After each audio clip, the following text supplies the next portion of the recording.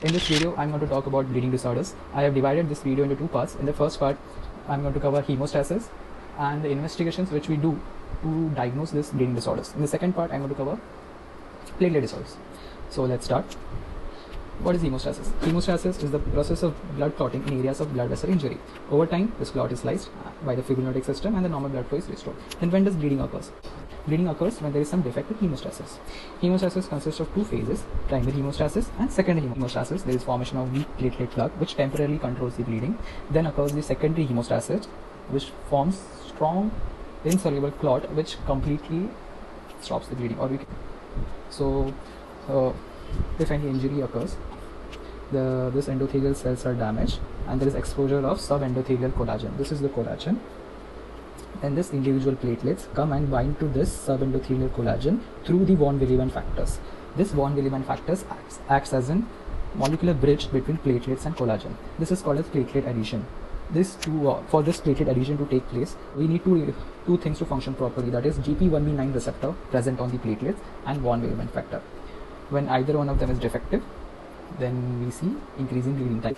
If GP1b9 is defective, then it will result in Bernard-Soulier syndrome. If von Willebrand factor is defective, it will result in von Willebrand disease. Okay. Now this granules present in these platelets will release some products which will result in platelet aggregation. And there are two types of granules, alpha granules and delta granules. These are the products released by alpha granules. These are the products released by the delta granules. If alpha granules are defective, then we see gray platelet syndrome. If delta granules are defective, then we see Hermansky-Pudlak syndrome. Okay. Now this products result in platelet aggregation. This is how platelet aggregation takes place. For example, these are the two platelets. This is GP2B3A. This is GP2B3A, and this is the 5'. This is how platelet aggregation takes place. Okay. Now this is collagen. This is von Willebrand factor. This is GP1b9. These are the platelets. And this is GP2B3A. These are the 5' molecules. To summarize this, how does primary hemostatic plug is formed? First platelet adhesion, then platelet activation, and then platelet aggregation. Then this negative charge present on the platelets will result in activation of coagulation pathway. Then you might be wondering from where this negative charge came, right? So there is one important step which occurs between primary hemostasis and secondary hemostasis, that is called as flipping of phosphatidylserine. This phosphatidylserine molecule is generally present on the inner side of the platelet membrane, which flips and comes to the outer surface of the platelet and gives the negative charge to the platelet surface. Okay, this is called as flipping of phosphatidylserine. And when this is defective, when this flipping doesn't occur, then obviously there will be no negative charge on the platelets and secondary hemostasis won't happen properly, right? So whenever there's some defect in flipping of phosphatidylserine, we get one syndrome called as Scott syndrome. And you guys must be knowing this, that this phosphatidylserine is also important in apoptosis. So in Scott syndrome, due to defective flipping of phosphatidylserine, apoptosis is defective and patient comes with bleeding episodes. Cool. This was very important. Let's move ahead. Now this is how secondary hemostasis takes place. This is the activation of clotting coagulation pathway. There are two pathways by which this can occur: intrinsic pathway and extrinsic pathway. We can see that various factors are activating each other, and this is the intrinsic pathway, this is the extrinsic pathway. Both of them are finally causing activation of factor 10. This activated factor 10 in the presence of activated factor 5 converts prothrombin to thrombin, for which further leads to conversion of fibrinogen to fibrin. Then this fibrin is stabilized by factor 13, which is also called as fibrin stabilizing factor, leads to cross-linked insoluble strong clot. I know this appears very difficult, but it's not that difficult. Trust me, it's very easy. See, let's look at this picture. You can see that factor 12 is activating 11, 11 is activating 9, 9 is activating 10, 8, and 8 is activating 10. This is the intrinsic pathway. Here also you can see the factor 7 is activating factor 10, all these things, which I already explained. Okay, so this is called as intrinsic pathway. This is called as extrinsic pathway. And this is the common pathway, which is common between both of them. Okay. Now these are few tests which I am going to discuss to assess this pathway. First is APTT and second is PT. APTT is activated partial thromboplastin time.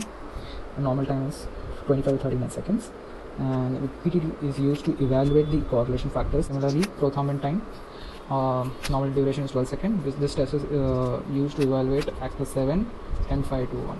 Now you must have noticed that these factors are common in both of them, because this includes common pathway. So if there is a defect in this pathway, then this can lead to increase in both PT and APTT. If only this is defective, then it will lead to isolated APTT increase, but PT will be normal. If 7 is defective, then it will lead to increase in PT, but APTT will be normal. Okay, one last thing I would like to explain. This fibrin, which is formed by thrombin after converting fibrinogen into fibrin, it consists of linear and weak soluble fibrin strands, which are stabilized by factor 13 by cross-linking them, and which eventually forms strong insoluble clot. Okay, just keep that in mind. We'll come back to this later, but remember this is important. Okay. So yeah, this is something new. So there is some factor deficiency, but PT is normal, so it can't be 7. APTT is normal, so can't be 12, 11, 9 or 8. And even bleeding time is normal, so it cannot be any platelet disorder. So and there is some hint which is given in the question, which is usually given in the question, that is umbilical stump bleeding is seen in a newborn. What is the diagnosis? Any guesses? We'll come back to this. Yeah, so let's see how different types of hematological questions are formed. There are some hints given with respect to umbilical clot. Okay, first, the first type of question is when they can say there is delayed shedding of umbilical cord, which is seen in leukocyte adhesion defect type 1. Leukocyte adhesion defect type 2 is related to, yes, Bombay blood group. Done with first type. Now let's come to second type of question. The question says that there is umbilical stump bleeding seen in a newborn. How do we proceed further? So we can check for bleeding time, because there are two diseases in which we can see this. First is Glanzmann thrombocythemia, and second is factor 13 deficiency. Yes.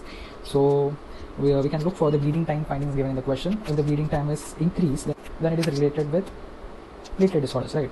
That is Glanzmann thrombocythemia. We can confirm this with the help of platelet aggregation study. If bleeding time is normal, then it's very clear it's factor 13 deficiency, but we can do urea clot analysis, and the findings of urea clot analysis can tell us whether this is factor 13 deficiency or not. And we can confirm this factor 13 deficiency with the help of factor 13 assay. Cool, got it? This is important. Umbilical cord delayed shedding, ILD type 1, umbilical cord bleeding with increased bleeding time, Glanzmann thrombocythemia with normal bleeding time, factor 13 deficiency. Urea clot analysis, platelet aggregation study. Done. So this is how we approach the 20 bleeding disorder. If only PT is increased and APTT is normal, this is probably a factor 7 defect. If only APTT is increased and PT is normal, then this might be the cause. And if both of them are increased, then common pathway might be involved. Let's discuss thrombin time versus reptilase time. Thrombin time measures the final step in which the fibrinogen is converted to fibrin. Okay, and prolongation of thrombin time occurs with reduced fibrinogen levels or when fibrinogen is dysfunctional. And also remember one thing, that this thrombin time can get affected due to heparin. Now let's look at reptilase time. Unlike thrombin time, reptilase time is not sensitive to heparin. Okay, and it is prolonged only and only by reduced or dysfunctional fibrinogen and fibrin spread products. Therefore, if TT is prolonged but reptilase time is normal, okay, if TT is prolonged but reptilase time is normal, the prolonged TT is caused by an heparin. So these are false results. Okay, so reptilase time is more reliable than thrombin time. Now let's focus on these two, DIC and factor 13 deficiency. If the question says that everything is increased, for example, prothrombin time, activated partial thromboplastin time, bleeding time, everything is increased, and when there is thrombocytopenia, then this is probably a case of DIC. Well, D-dimers are also increased. But in contrast to that, if the question says everything is normal but bleeding is still present, then they are probably talking about factor 13 deficiency, for which we can do urea clot analysis. Now you guys must be wondering, what is urea clot analysis? What is the mechanism behind urea clot analysis? Don't worry, I'm going to discuss that next. But before that, I want to highlight the function of factor 13. When thrombin converts this fibrinogen into fibrin, these fibrin strands are very weak and soluble and linear strands. These linear strands are cross-linked by factor 13 and converted into a strong insoluble clot. Okay, just remember this. Now let's discuss urea clot analysis. So we take the blood sample, allow it to clot, and then we add urea over it. So urea is added over this clot. After adding urea, we can get two results. Either that clot will be dissolved by urea or it won't be dissolved. If the clot is dissolved, then it means that clot is soluble. Okay, and the clot is not dissolved, that means the clot is insoluble, which is exactly how a normal clot should be, strong and insoluble, because there factor 13 is working properly in a normal individual. Okay, but if factor 13 is not working properly, then those linear soluble fibril strands won't be converted into cross-linked strong insoluble clot. Okay, that's why even an urea can dissolve this clot. That's what, because this clot is soluble. Get it? This is why we do this test, which through which we can easily diagnose this factor 13 deficiency. But to confirm this, we have to do factor 13 assay, which will let us know the levels of factor 13 in our blood. Now let's look at one question related to this topic, which will give you an idea how an examiner can ask us this question. Okay, see, a 15-year-old girl develops massive bleeding from a wound site 36 hours after a large cyst is removed. Bleeding is not controlled, and prothrombin time, partial thromboplastin time, thrombin time, platelet count, bleeding time, everything is within normal limits. Which of the following tests should be ordered next? Get it? PT, APT, BT is normal. If factor, now let's look at first option.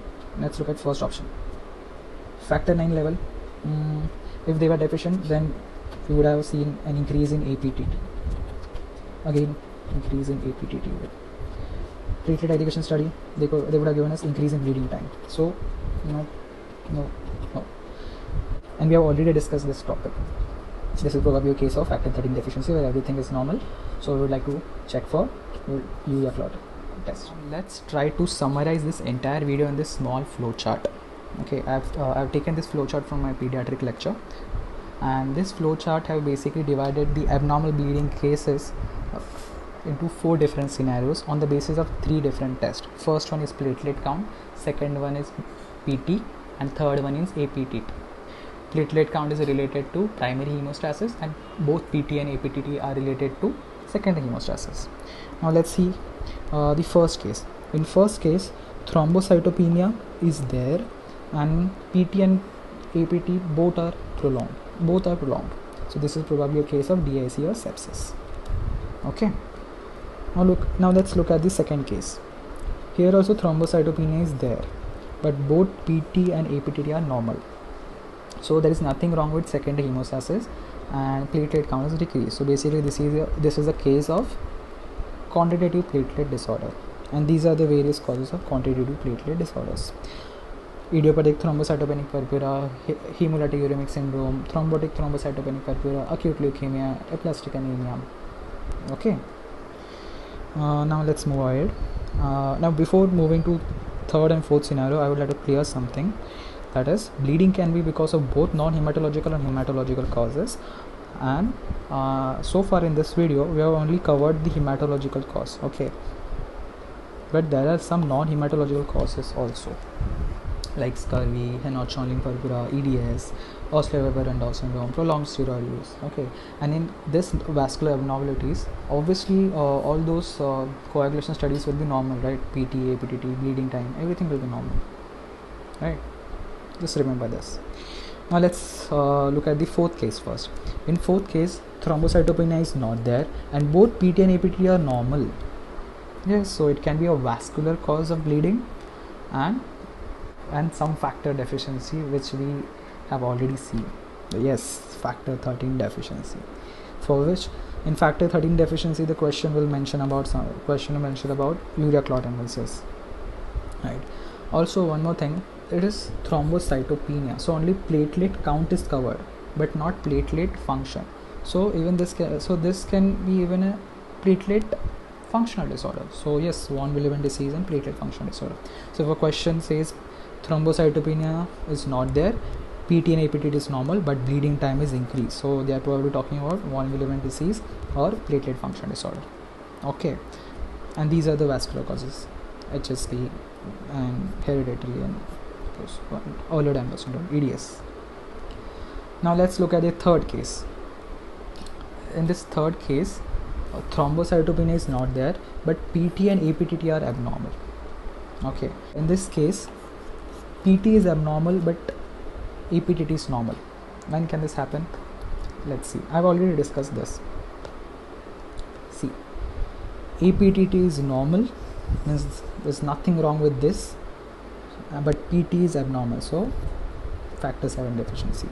In the second case, PT is normal, but APTT is abnormal. So if PT is normal, then everything, so this is normal, right?